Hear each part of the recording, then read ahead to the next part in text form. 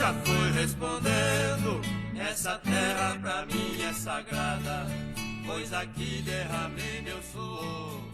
Minha honra será sepultada. Durante a pesquisa de campo que resultou na minha monografia, ouvi de diversos interlocutores que tinham um certo receio, uma tensão com a presença de pesquisadores, pois muitos vinham, recebiam atenção na forma da partilha de um teto para dormir, um prato de comida, água fresca ou mesmo de entrevistas e respostas a formulários. E depois esses mesmos pesquisadores iam embora e não forneciam nenhuma devolutiva, nenhuma notícia dos resultados. Tentando romper com esse ciclo, botei no cronograma de pesquisa que disponibilizaria o meu texto em áudio. Mais recentemente, com alguns desdobramentos da pesquisa, a exemplo das publicações em jornal, percebi que era necessário mais disponibilizar conteúdo formativo e informativo sobre a comunidade calunga e sobre a questão agrária, da maneira mais abrangente possível. Comecei pela reportagem da agência pública, na qual participei como pesquisador de campo. Depois foi a vez do livro clássico de Mário Baiocchi sobre o achamento da comunidade calunga nos anos 80 e do livro de Aldo Soares, que conta a história institucional da luta pela terra promovida pelos calungas. Por fim, um dos desdobramentos diretos da minha monografia,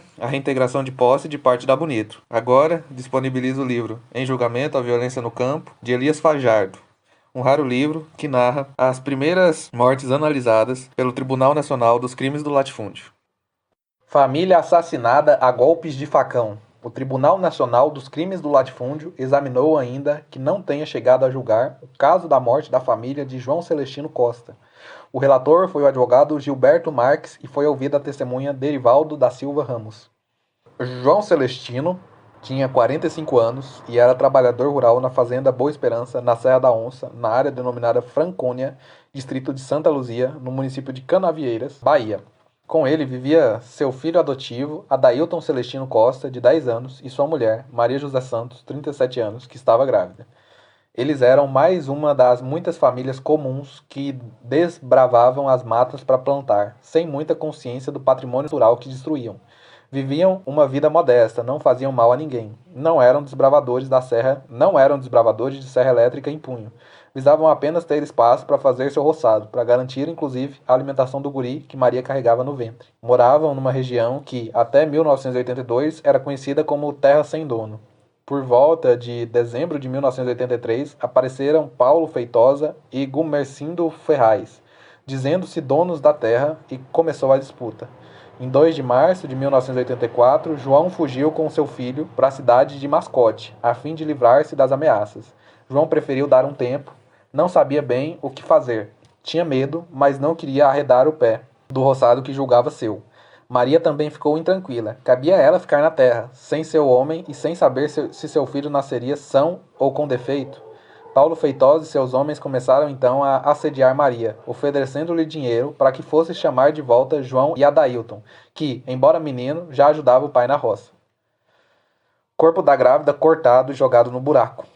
Os dois não queriam voltar, mas também não podiam ficar fora da casa definitivamente. Acabaram voltando e no dia 16 de março de 84, a família inteira foi morta a facadas.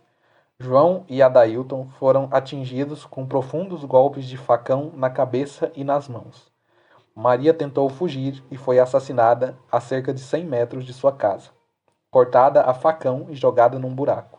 O mandante foi Paulo Feitosa e os executores do crime foram Romildo Machado Porto, José Luiz Barbosa, Galtário da Conceição, Derivaldo Silva Santa e José R. Conceição.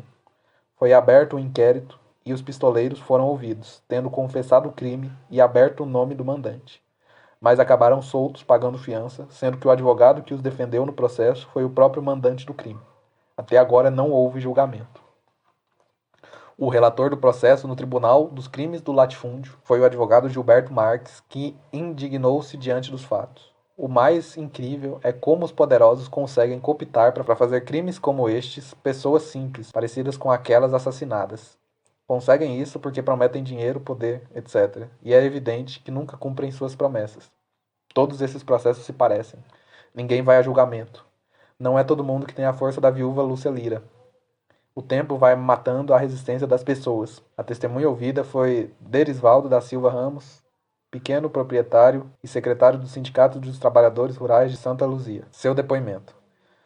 Conheci João Celestino numa região de Poceiros com mais de 40 anos de posse na fazenda Franconia. João começou a brigar com o grileiro, foi ameaçado e saiu de casa, deixando nela só a mulher e o filho. Mas o fazendeiro convenceu a mulher de João de que não havia mais perigo. Deu até dinheiro para a passagem dela, e ela foi e trouxe o marido de volta.